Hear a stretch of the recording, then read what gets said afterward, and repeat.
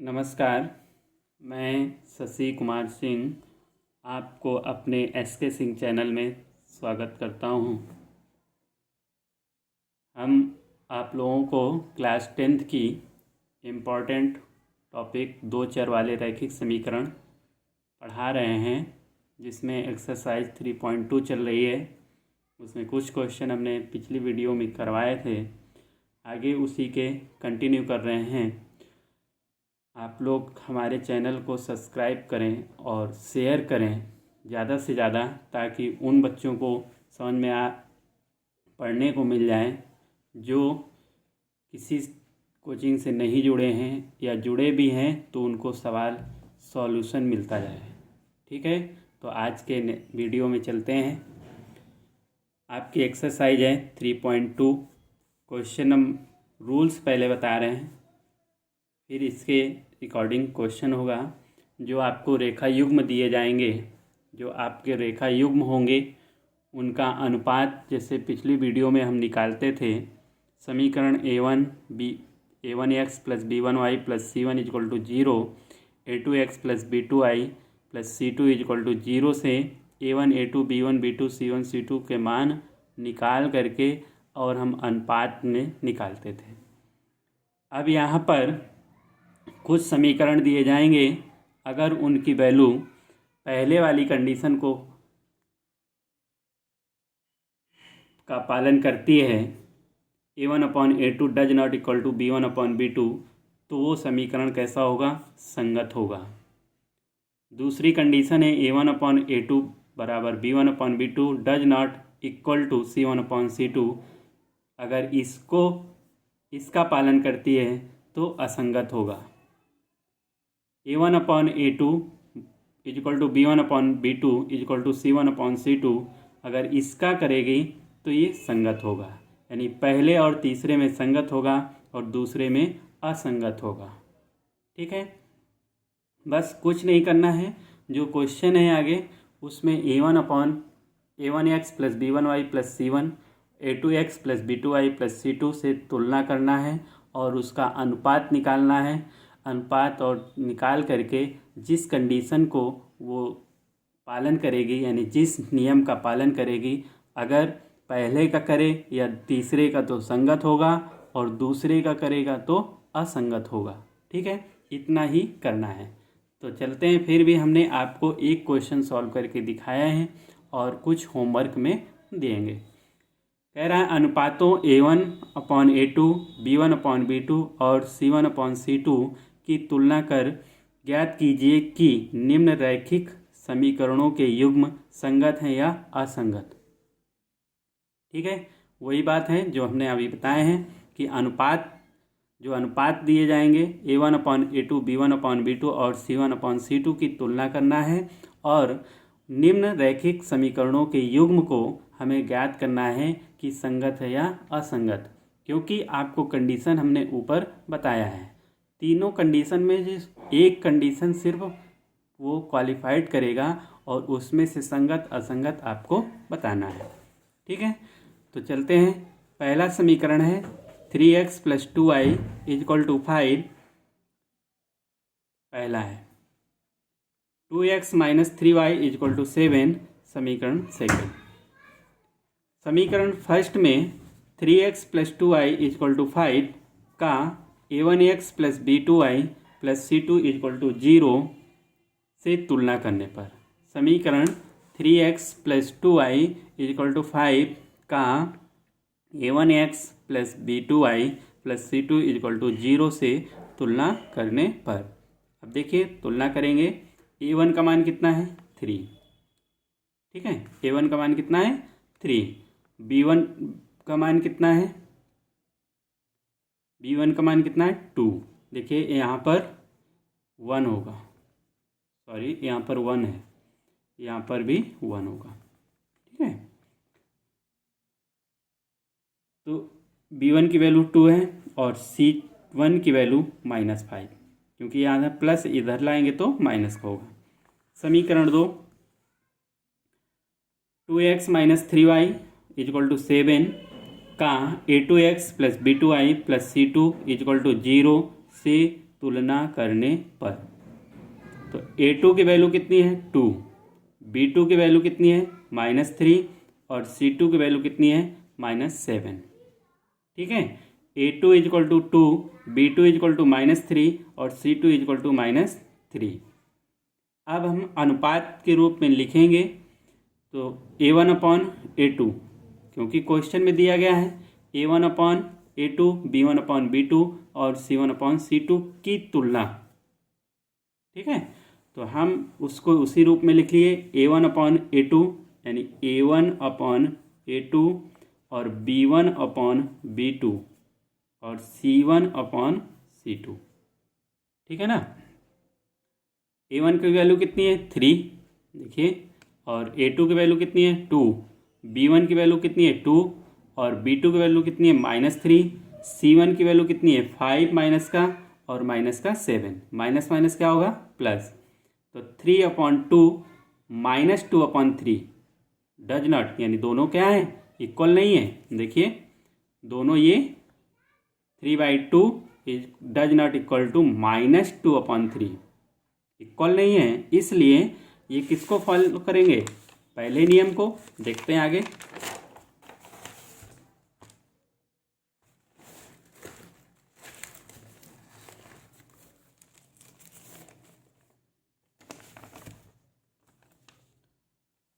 इसलिए A1/A2 does not equal to B1/B2, क्योंकि ये 3/2 था और ये डज नॉट इक्वल टू -2/3, दोनों इक्वल नहीं है, इसलिए अर्थात दिया गया युग्म कैसा होगा संगत होगा।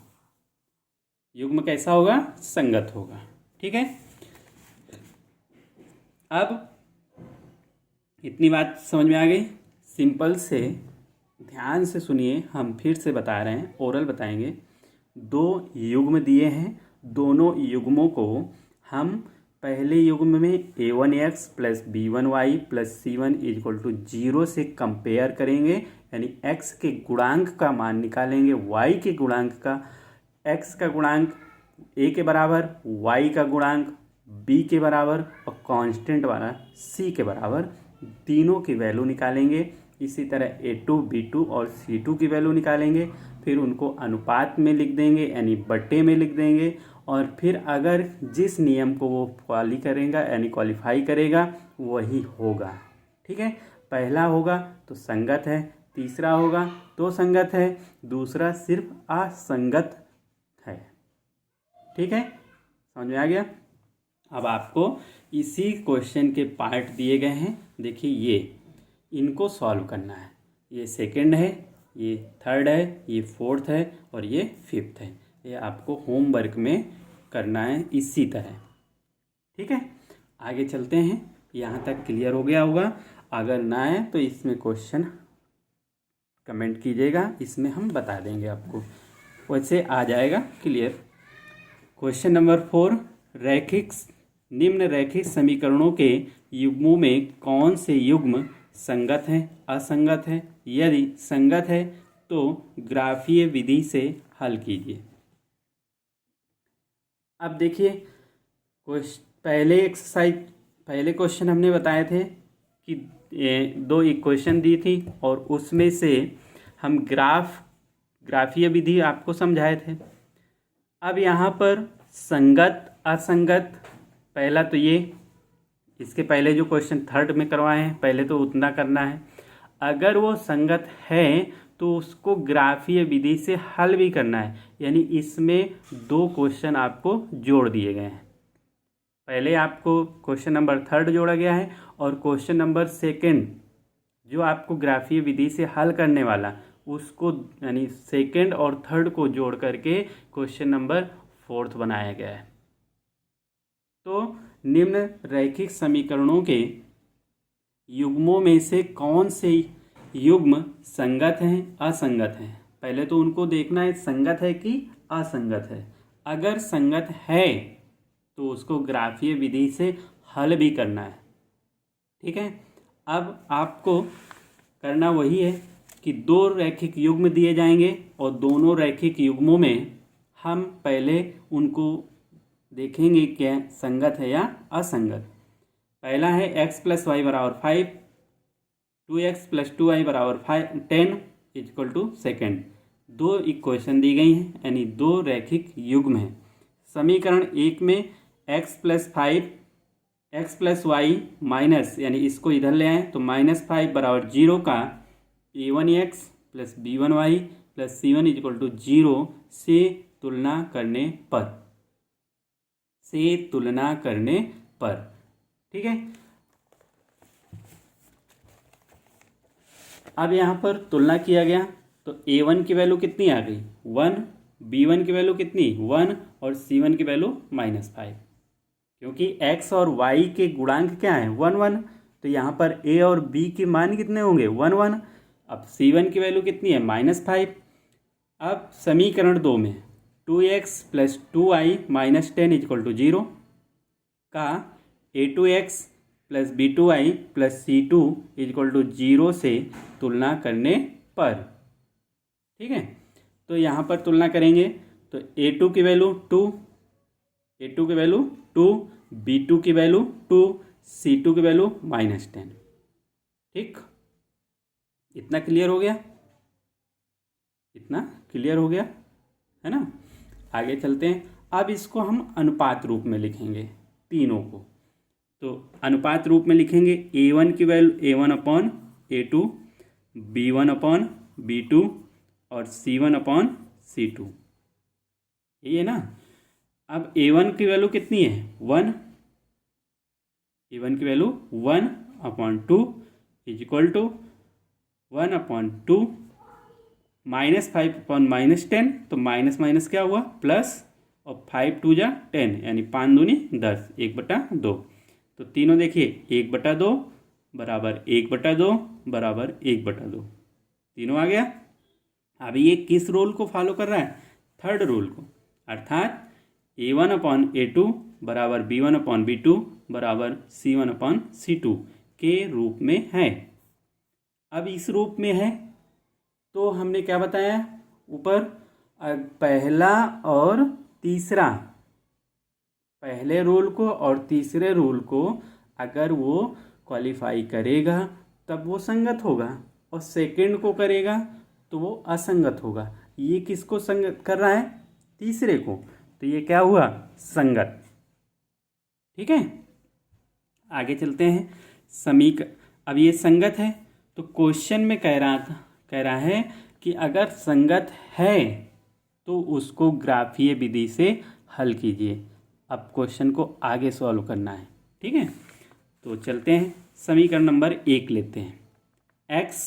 एक से x प्लस वाई बराबर 5।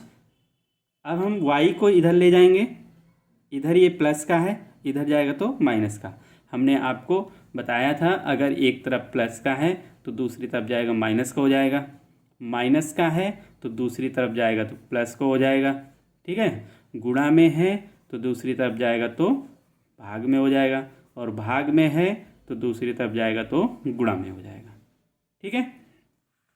तो x प्लस वाई बराबर 5, तो x बराबर 5 माइनस वाई हो जाएगा, ठीक है। यहाँ तक क्लियर है। अब माना कि y इक्वल टू 0 रखने पर, यानी y की वैल्यू हम 0 रख देंगे, तो x बराबर 5 माइनस 0, यानी x का मान आ गया 5, ठीक है। यहाँ तक क्लियर। आगे देखिए,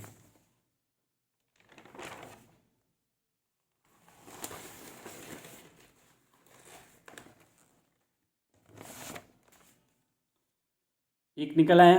फिर उसी तरह आगे पुनः समीकरण 3 में y बराबर 5 रखने पर, समीकरण 3 क्या था, x minus x equal to 5 minus y, ठीक है। तो 5 माइनस 5 0 आ जाएगा, यानी x का मान कितना निकला है 0।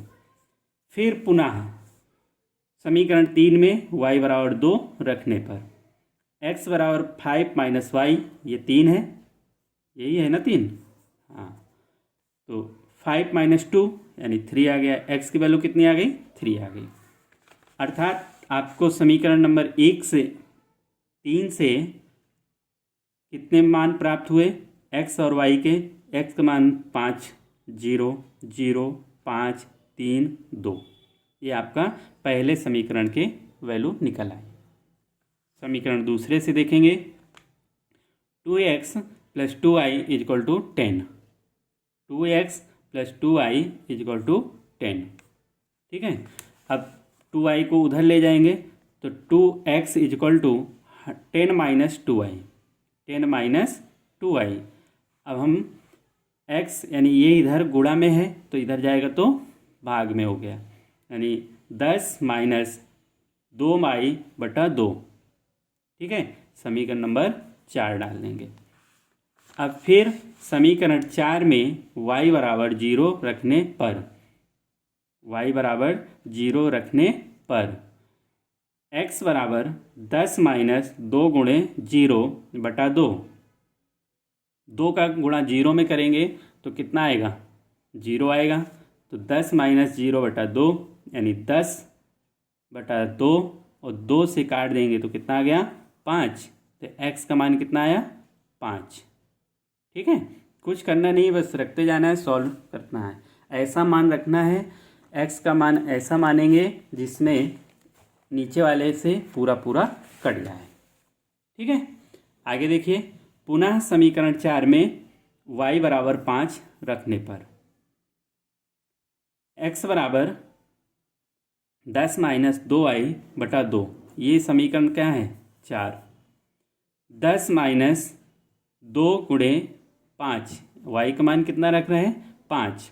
तो 5 दूनी 10 हो जाएगा। 10 - 10/2, और 10 में से 10 घटाएंगे तो 0/सन्नाटा यानी 0/2। और 0 में अगर हम 2 का भाग देंगे तो वो भी 0 हो जाएगा। ठीक है, समझ में आया? 0 एक ऐसा नंबर है, किसी में गुणा कर दोगे तो वो 0 हो जाएगा, किसी से भाग दे दोगे तो वो भी 0 हो जाएगा। यानी 0 खुद 0 है और गुणा भाग करने में दूसरे को भी 0 कर देता है। तो x की वैल्यू कितनी फाइंड हो गई? 0। ठीक है ना। फिर पुनः समीकरण 4 में y = 2 रखने पर फिर रखेंगे तो x = 10 - 2y/2। x = 10 - 2y/2। तो 2 रखेंगे तो 2 दूनी 4। तो 10 - 4/2 कितना आएगा? 10 में 4 घटाओगे तो 6 आएगा, और 2 का भाग दोगे तो 3 आएगा। तो x का मान कितना आ गया? 3। ठीक है ना। अब मान क्या प्राप्त हो गए? x और y 5 0 0 5 3 2। ठीक है ना। ये आपके मान प्राप्त हो गए। अब हमको क्वेश्चन कह रहा था ग्राफीय विधि, यानी हमें ग्राफ बनाना है इसका। तो आगे नेक्स्ट पेज में चलते हैं।